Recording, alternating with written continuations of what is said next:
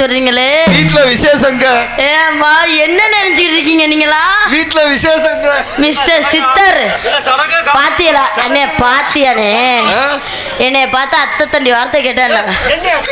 மாமா என்ன அது? மாமா இங்க இருக்காரு. என்ன உங்களுக்கு பிரச்சனை? ஓயாம தாப்பா போட்டுக்கிட்டு இருந்தா. அண்ணே இத பத்தி நீ என்ன நினைக்கிற?